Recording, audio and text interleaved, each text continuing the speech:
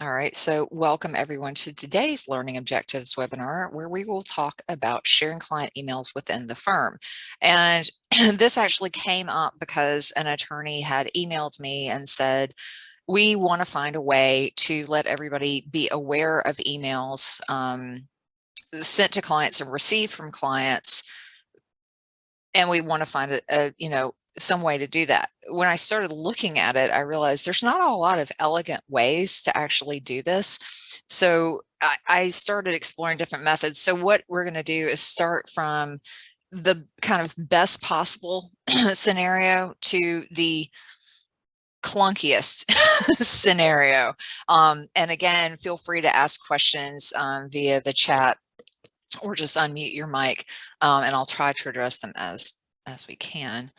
So the two problems that I'm kind of going to attempt to address here, even though I think some other people have expressed other problems that we may delve into at some point, are how do we keep everybody in the loop? So with email, I get an email from a client, and unless I notify the team or CC the team or whomever, whatever, those emails are all in this kind of silo in my inbox and in my folder structure. And then the other thing is, how do we get client emails into the client file? And so, like I said, there's some technology that you have available to you, whether you're already using it or you're considering using it. And then there's Microsoft Outlook. I'm confident there's probably some ways to address this in Google Workspace, but I did not delve into that. But let's look first at the best possible solution, I think, is using a practice or document management system. And so I took some screenshots to give y'all a sense. Back kind of in the old days, before a lot of these products got more mature, the system would be forward the email into your document management or your practice management application. They've come a long way, and it often requires that you get an add-on for Outlook, and they almost all work with Outlook. Some work with Gmail. So I just took some screenshots. And so this one's a little unique. Zola Suite really isn't for a sole practitioner. It's I think they want you to have at least 5 users. But the way they approached this was that you don't actually even use Outlook. You can, but they actually built email into the practice management application. And so when you set up your folders, you get your email, but the emails can all be applied to the matter directly and saved with the matter. So it's you're actually not moving emails from Outlook into another product. It's actually all already in that product, so not separate. And for a long time I thought, well, why would anyone do that? Having tested it out, I think it's actually really convenient. And the other thing is, it's nice when you go to compose an email, it says which matter is this associated with, or it already knows based on the fact that you put the client in as a client. It also color codes things. So when you email the client, it color codes it as client opposing counsel. So you're less likely to accidentally email the wrong person, because it's hard to tell from that Outlook dropdown what role the person has. And then this is another shot of the Zola Suite. So you see when you get an email, you are identifying who these people are, which matter it's associated with, and the emails go into that folder. So by default, it's much harder to keep emails out of the system. But on the other hand, if you're looking at the ability to share it, then it is done for you. So then we have Clio. If any of you are Clio users, Clio has an Outlook add-in. And so if any of you have ever talked to me or read my stuff, you probably know I have a affinity for add-ins to connect to programs with each other. So in Clio, when you get an email, you used to and you still can forward the email to a Clio address, but with the Outlook add-in, you just click on the little add-in button and you can start a timer. You can automatically file that email to a client matter, or you can use the smart file button, and the smart file actually tries to identify which client matter it is and automatically put it in there for you. So you go in and add the add-on and then select the matter, or let it use the smart tool to see if it can figure it out.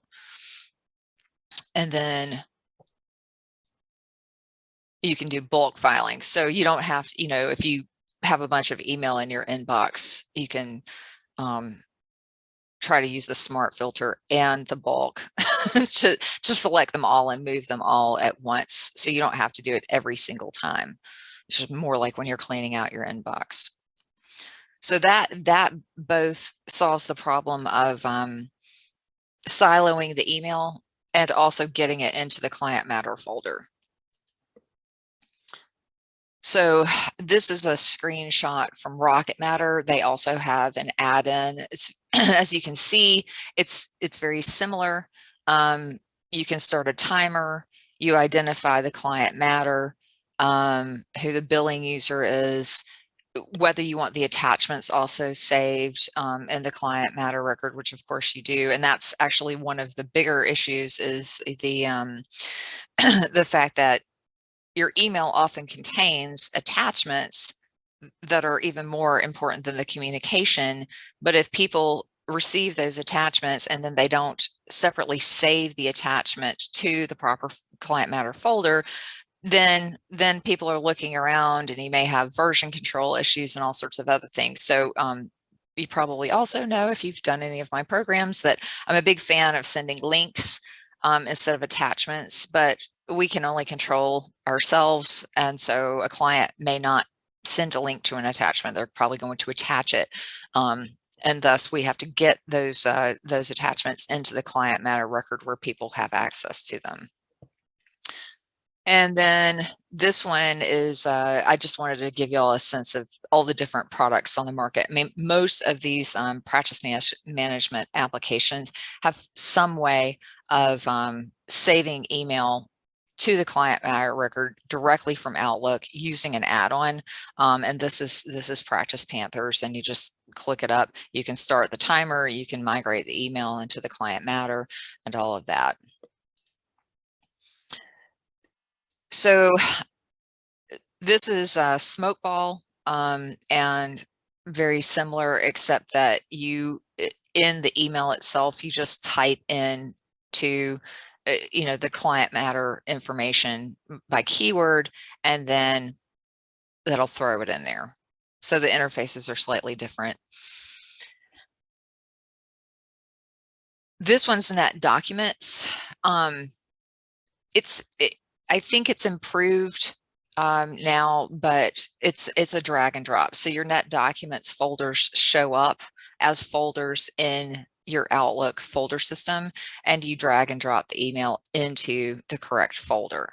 And that's with the ND add-on. So any questions about those? Does anyone have a practice management application where they're using the Outlook add-on?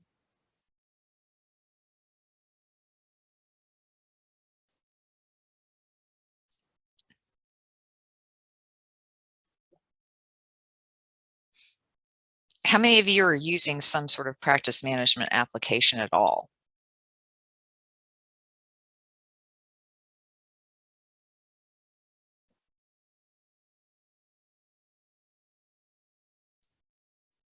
So I see one person assert that they are.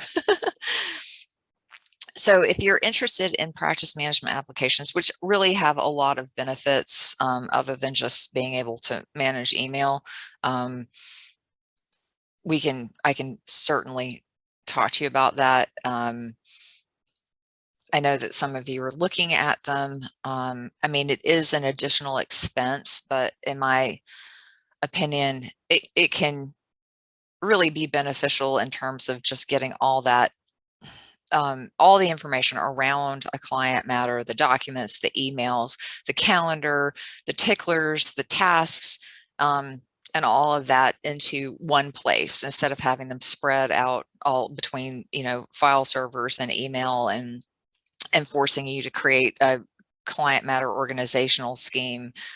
You can also search across it. You can do your time and billing. You can look at their accounts. You can manage your trust account. There's a lot of benefits to these products. So when you think about, well, that $69 per user per month, that's pretty expensive. It is, but if it can save you a ton of time and help everybody stay on the same page and be more responsive, that may be absolutely worth it. So another thing that you get with some of the practice management applications are client portals. And I'm a huge fan. And if you're worried about securely conversing with your clients and sending documents to them and receiving documents from them without having to add additional encryption to your email, you can consider client portals, which again often come with especially the web-based practice management applications.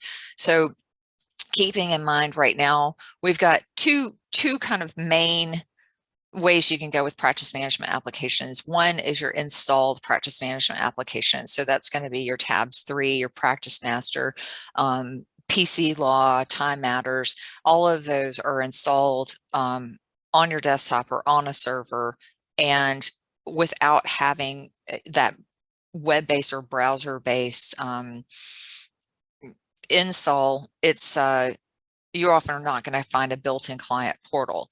The ones that are in the cloud already, like Practice Panther and MyCase and Clio and ActionStep and all of those, they typically offer a client portal so that instead of emailing with your clients, you give your clients a username and password, and then they can actually communicate with you, send files, make payments, check their invoices, check their calendars. You can put all of this stuff into the client portal and they can securely communicate with you. So you're reducing the use of email entirely by having this communication. Plus it's already in the client matter. So whoever in your firm has access to that matter has access to all the communications and the files and all that kind of good stuff. So this is an example of the Practice Panther portal. This is an example of the MyCase portal. You'll see that we have the folders for the documents. There's an inbox again. You can also text with your clients through this, and the text messages go in the secure communication. So if you have any of these products and you haven't started looking at client communication and you're wondering, well, can I really get my client to do this considering it's not their usual means of communication? Keeping in mind that you can sell this as we're very, very dedicated to maintaining security, privilege, confidentiality with communication and documents, and thus we are using this client portal for your convenience. If you think about it, again, I always make this analogy, but things like the medical portals. Let me see, I have one. Yeah. My Duke Health or my UNC or whatever. I have a little thing. There's an app for my phone. I can communicate with my doctors. I can see all my records. I can upload things to them. I can see my upcoming appointments. This kind of thing is now built into a lot of the practice management applications, and this isn't a completely foreign concept to a lot of people because they're already using this with their banks or their healthcare providers or other things. So this is an example of the one in Smokeball. And again, you've got the client portal. You can see that the client also can message you from the app on their phone, making it very convenient. And the communication is all happening within the the portal not through email. And so you're reducing those silos. This is an example of Clio's. Again, you've got the communication, your client and you have an app, and you can all communicate together. So have any of you tried to use the communication tools in a client portal? Whether that be through Citrix ShareFile or a practice management application or anything else.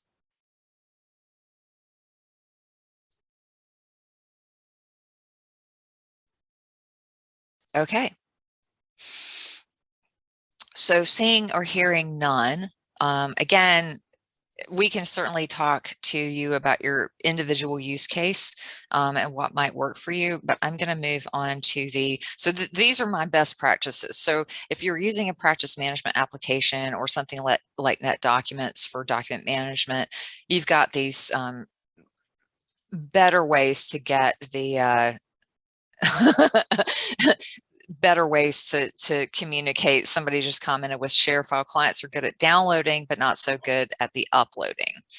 And one of the things I like about ShareFile is if you're using it, there's an Outlook add-in so that you can send encrypted communications, but there's also a little button that you can add that says upload your file here. So you could actually email the client with a permanent link in your subject line, or rather in your signature block, that's please upload your file here, or you can have them upload to a specific folder.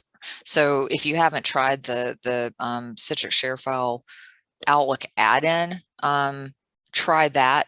Oh, yeah. Well, and that's the thing, and she says she does, and so that's one thing to be aware of, is that you can lead a horse. They're still going to email you, and so let's look at, if you're not using a practice management application, you don't have a way to forward emails and attachments into the practice management application, and they're not so good with the client portal, or they just tend to send you emails, there's other things we can do. So one that I'm going to show you is using Adobe Acrobat Auto Archive. Again, not the most elegant way of doing it, but and the reason I say it's not an elegant way of doing this is because everybody who's getting an email has to set this up. And you could go ahead and get it set up at the beginning of a matter, but it's kludgy, and you have to remember it, and just adds another step. You could do it at the end of a matter. It doesn't do much in terms of keeping people up to date as it happens, unless they go check the file. So I'm going to show you what I'm talking about. So this is a folder with email. You probably all recognize that. So what I'm going to do is use the Adobe Acrobat plugin. And so this is the paid product for Adobe Acrobat. I do have the DC version. It still does come with a plugin for Outlook, and you can select specific messages and convert them to PDF, or select an entire folder and convert it to PDF. But what I think is interesting for this use case is using the automatic archive. So I'm going to click on that.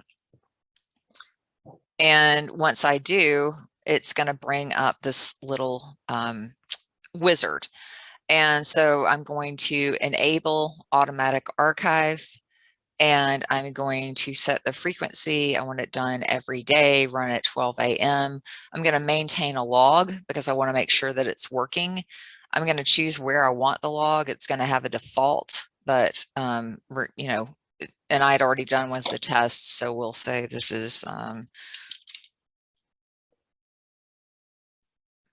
and then you can embed an index for faster searching.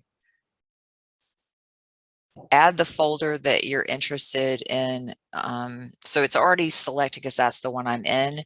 Make sure to convert this folder in all subfolders if you want that. Click OK. It's going to ask again, where do you want this? And then make sure everything is good. I'm going to run it now. just so you can kind of see what it looks like.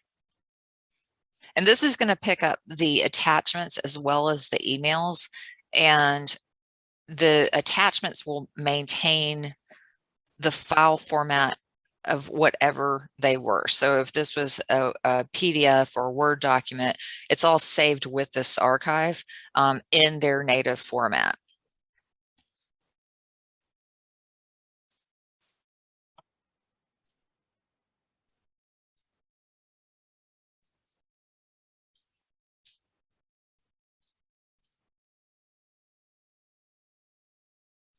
Okay, so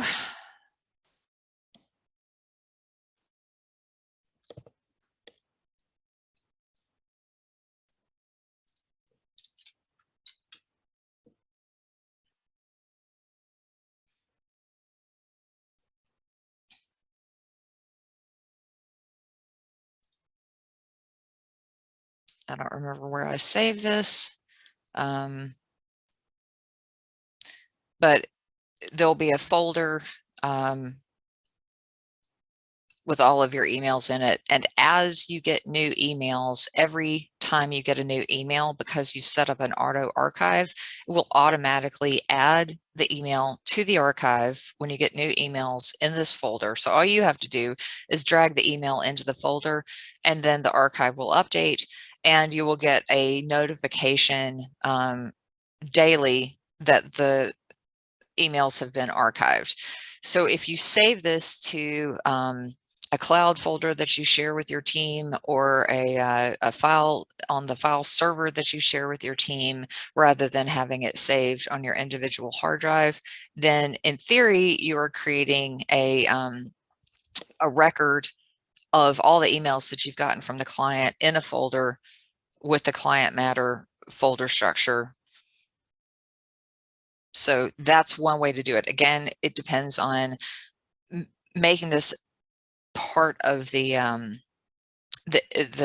setup. When you get a new client, you create a folder for them, and whoever else is going to be involved in it also needs to set up a folder in them. In case you've got like a paralegal and an attorney working, they both need to set up these archives, and then they can both save it to the client matter folder that you created, so that all of those emails are being documented and stored and available and searchable and all that good stuff. So any questions about that? Has anyone ever tried that?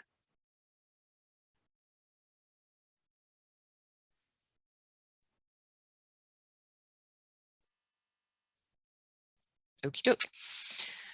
So the next one, is anyone using Microsoft Teams?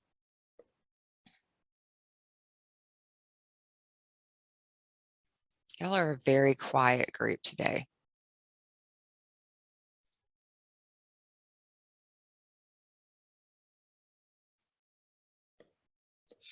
So I've done a bunch of programs on Teams. If you have the Microsoft 365 subscription, then you have Teams, and I'll show you Teams. So you've got chat, where you can chat with people in your group, or you can create a workspace. And so you can create a workspace for your clients and the matters. And so I created one for a project I was working on with a group of people. And so one of the things is I tried to get everybody to communicate, and we did pretty well for a while, where everybody was communicating within the client portal, or rather in the Teams workspace. But then there were people who were just emailing. So at first I was moving the emails into the Teams, and the way you can do that is, if I want to move an email into Teams, if you're using, again, the 365 subscription, you're probably going to see a button that says share to Teams. So I select the email, I click share to Teams, and it is going to give me which Teams workspace I want to save it to, and then I can add a note and share it over. So that's one way to do it. But again, I don't want to do this piecemeal. I want to try to use some automation. So what I did was I set up a Power Automate. So it looks a little bit different than when I was just moving the emails from my Outlook into the team. And you'll see that we start seeing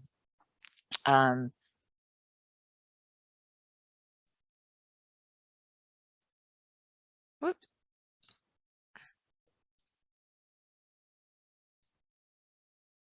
where it looks like this.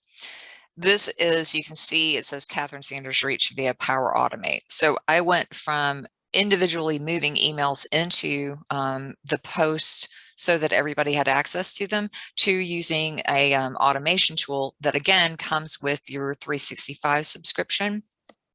And so that is Power Automate. And so to get to Power Automate, you have to go in through the browser. There's not, I believe there is a download for it anymore now, but I wouldn't use it. It's not as easy to use. So we just go to office.com, and then I'm logged in with my work account, and click on the little squares to see all the applications you have access to, and click on Power Automate.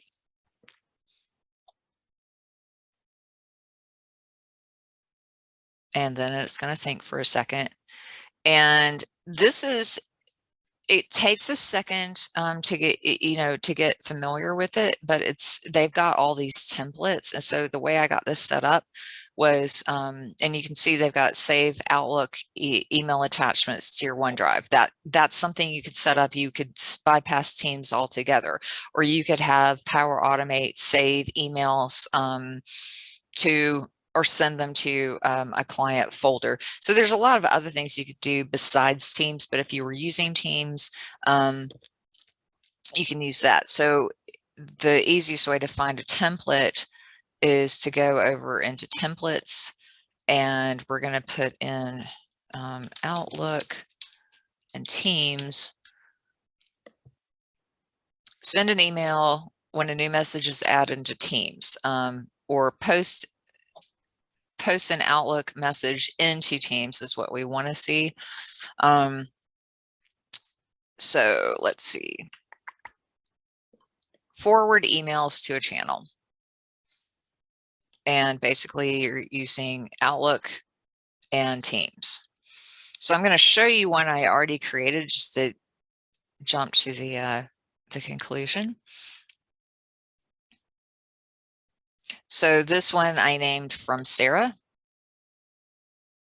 And to see how it's set up, and you can see the 28-day run history. So you've got a little log to make sure that it's working right.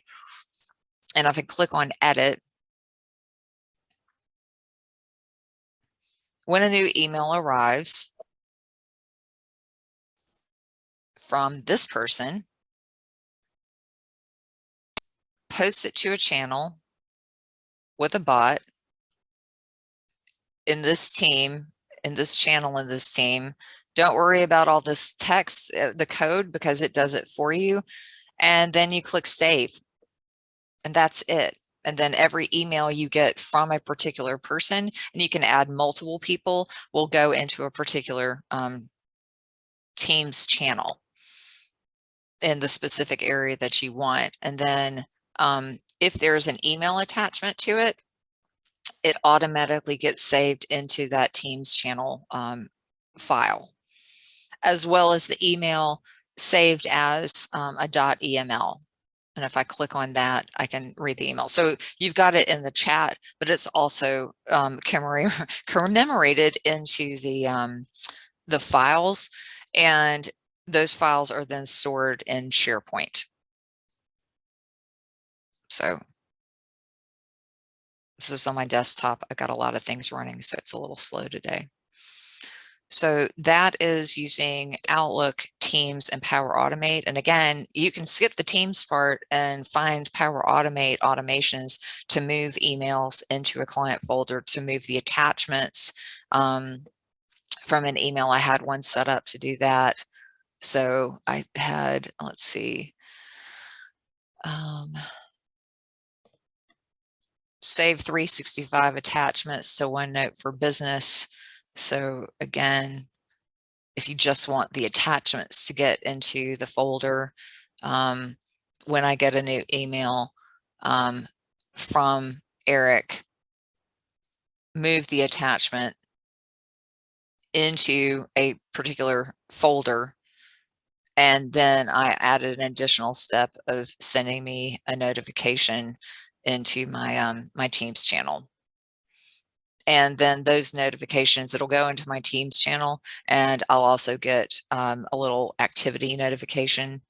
So you can see that through the automation, I'm not having to move these things myself.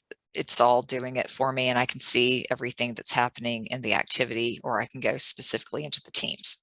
So whether you use Teams or not, Power Automate is a really cool automation tool. You do have to kind of play around with it a little bit, but it's once you get used to it, it's not hard, and you don't have to code anything. It creates those codes for you. So any questions about that?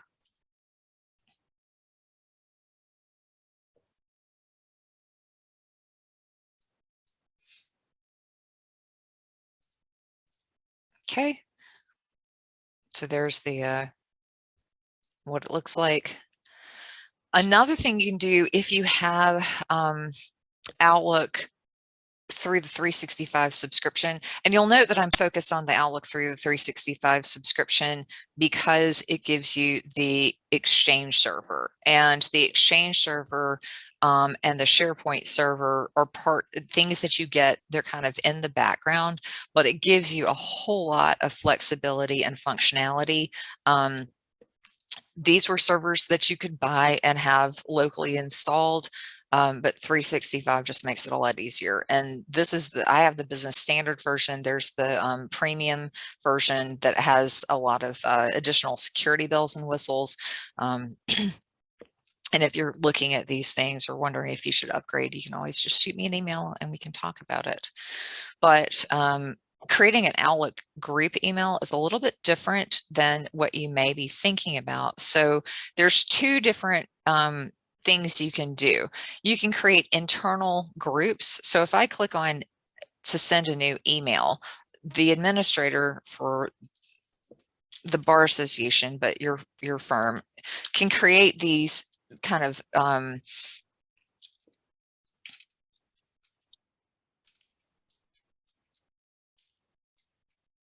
I never use this stuff because I'm afraid of it.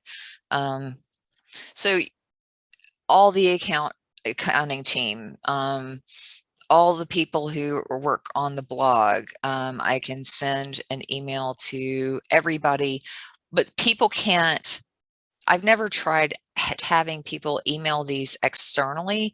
The other thing is I don't have access to the folders. This is just a distribution list, which is fine and works. But again, we're creating silos because all of this is going, if somebody emails MX directors, what's actually happening is the email goes to all of us, but it's not shared.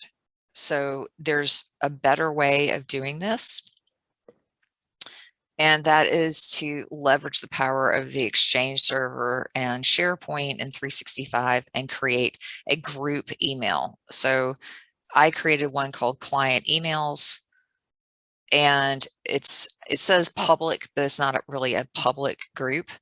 And it has a singular email address and can be used internally and externally.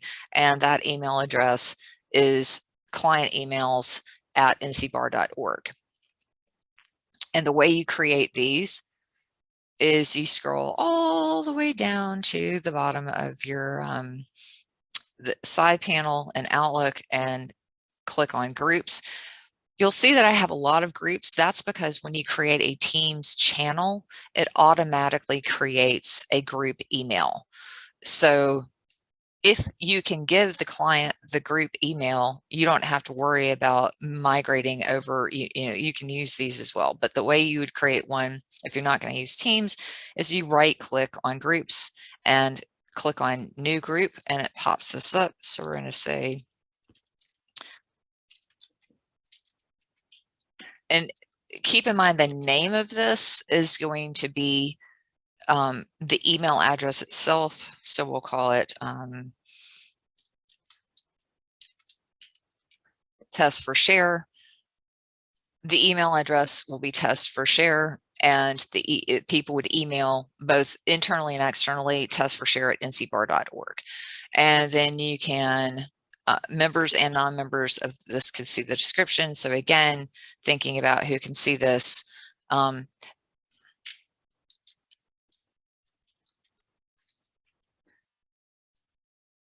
Then we're going to look public. Anyone in your organization can see group content, or private, only the members.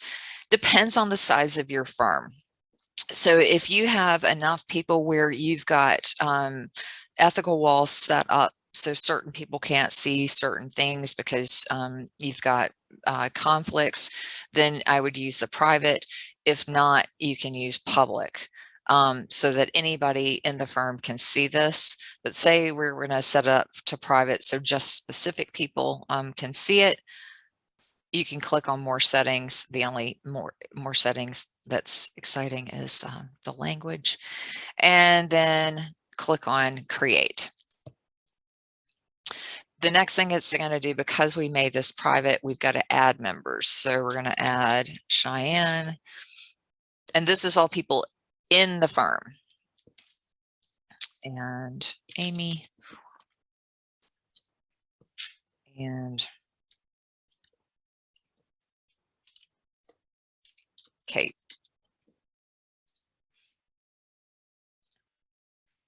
Now, all of these folks, there will be a new folder added not only to my folder structure in Outlook, but also in theirs. If you don't want to have to scroll through your lengthy folder structure, you can just move it up into my favorites so that it's up there. Now people can email this email address. So I'm going to do that right now from my phone.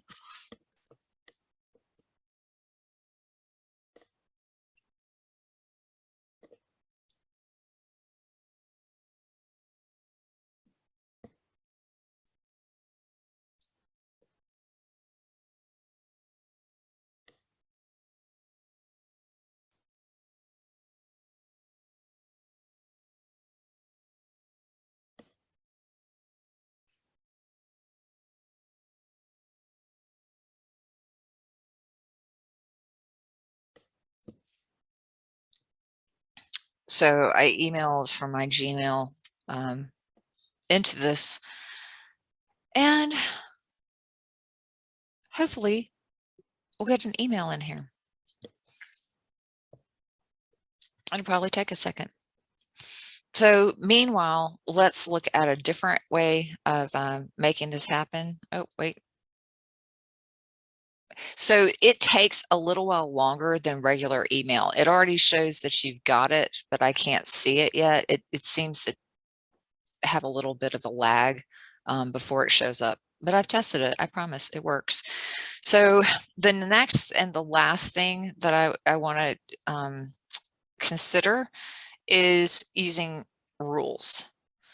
This is my least favorite of all of the mechanisms. Is anyone using rules to share emails?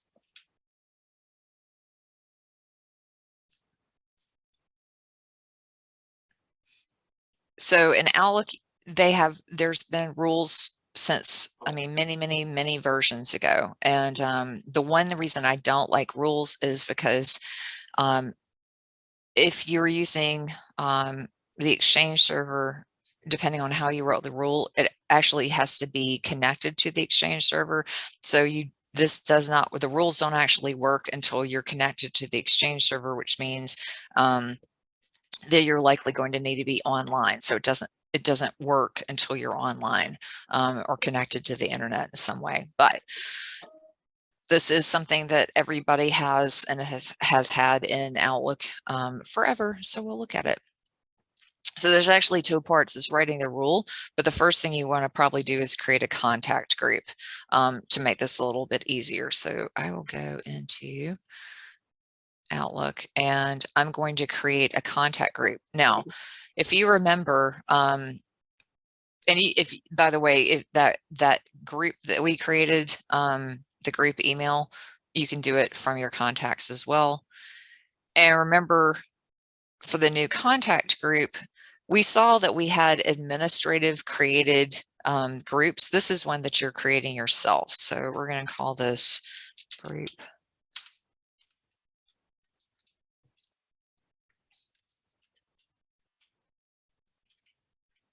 We're going to call this Jane Smith, and Jane Smith is the client. Then we're going to add people to this. So you click add members from your Outlook contacts, and we'll add Amy.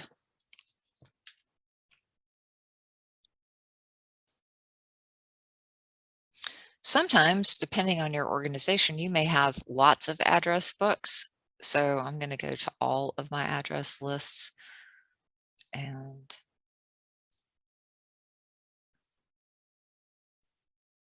I have to pick which one it may be in.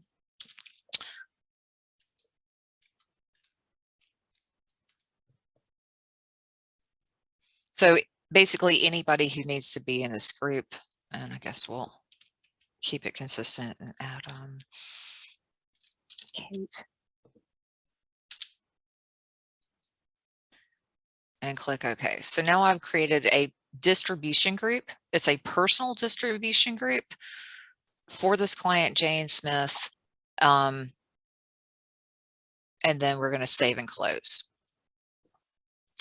So the rule that you're going to want to write is, if I get an email from Jane Smith, automatically forward it to that distribution group. So to create a rule, we go into the Move group in the Home tab, click on Rules, and then we're going to click Create Rule. It automatically kind of starts with this where whichever they try to make it easy for you. So if you have highlighted a particular email, it's going to basically look at doing something with that particular email, which you can use. So if you get an email from Jane Smith, just click on, create a rule, and it'll automatically say from Ashley, and we're going to move the item to a folder, but it doesn't give you that option to forward it here. So we have to go to advanced options anyway. So from this person, which you can change this person. So you can go in and select Jane Smith as long as she's added to your contacts, and then click next. And you want to forward it to people or public group. And then you would go back and find that group that you created. I'm just going to find an easy one. You have to double click on it, make sure it shows up here, and click OK. And then click next. You can add exceptions.